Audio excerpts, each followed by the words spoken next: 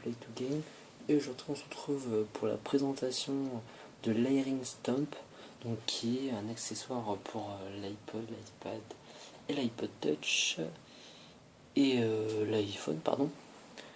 Donc un accessoire pour les musiciens, entre autres les guitaristes, bassistes aussi, donc comme moi.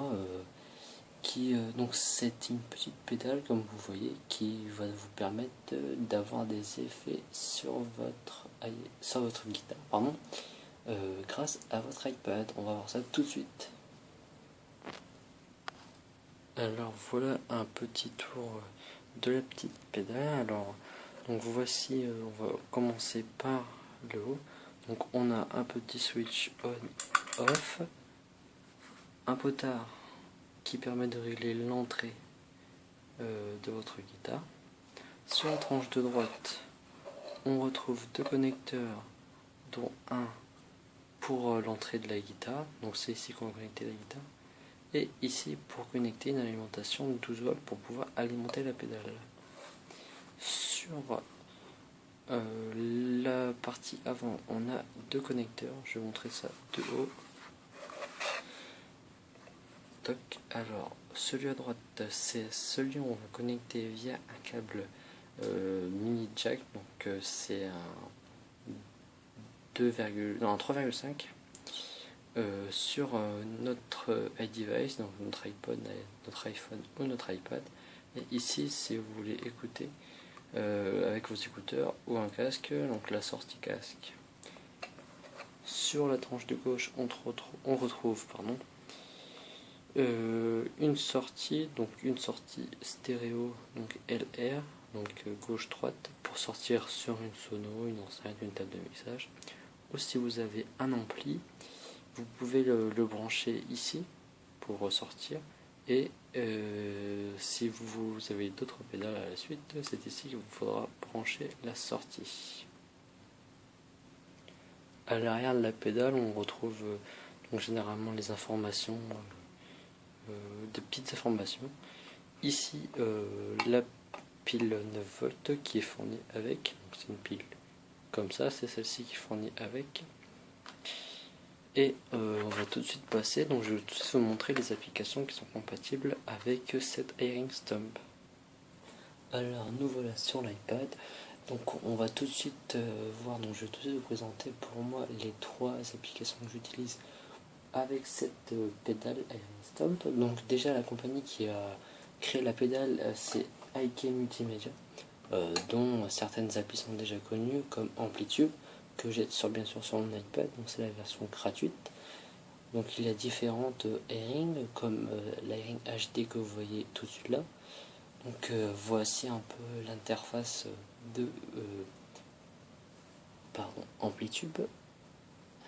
Donc là vous voyez que je suis sur un Marshall, donc c'est le AFD 2/ que j'ai téléchargé en preset. Donc vous pouvez télécharger bien sûr grâce au menu et en allant sur le store des effets. Vous voyez là vous pouvez télécharger des pédales d'effets ainsi que des amplis, des loopers et des pédales, des cabinets, des baffles, des micros et toute autre chose. Alors donc c'est ça pour Amplitude. Ensuite, deuxième application, c'est AmpliKit, qui lui est beaucoup plus dynamique et beaucoup plus varié. Donc là, on a déjà des presets qui sont déjà prêts. Donc vous voyez, il y en a pas mal. En fonction des... On a même des fois des presets, vous voyez, il y a Smake Like Seattle, qui est un preset de Smake Like Teen Spirit, donc les guitares de Nirvana. Donc il y a beaucoup de presets déjà programmés.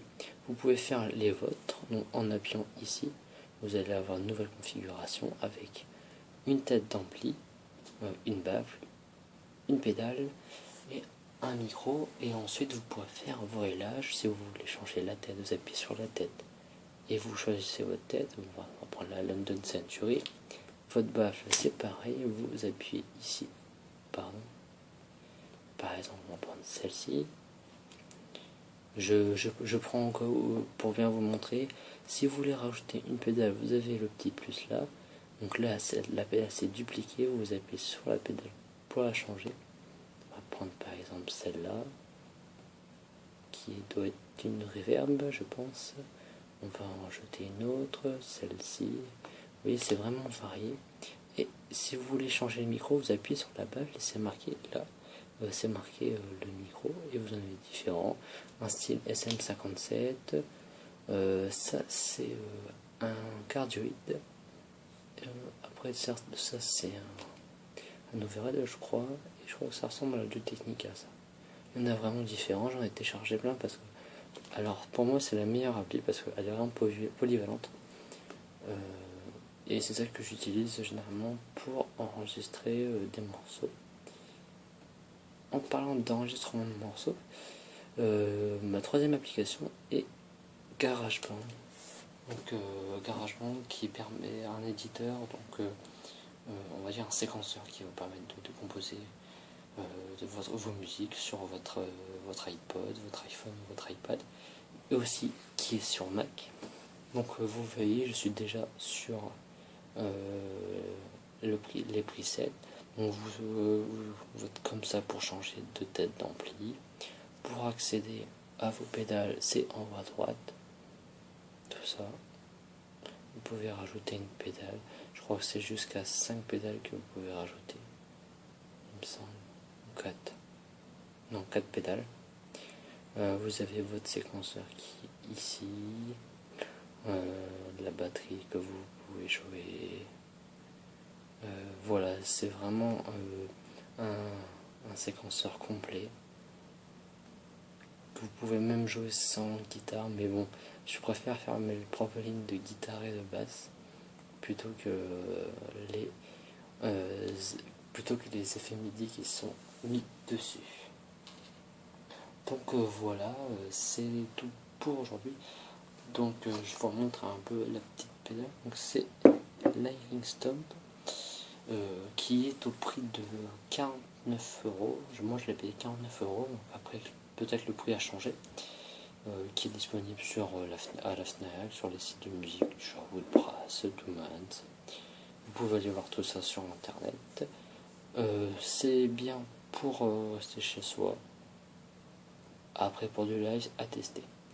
Donc voilà, c'était Alex pour I Play to Game et je vous souhaite une bonne journée, une bonne soirée. N'hésitez pas à vous abonner et à cliquer sur j'aime, ça fait toujours plaisir.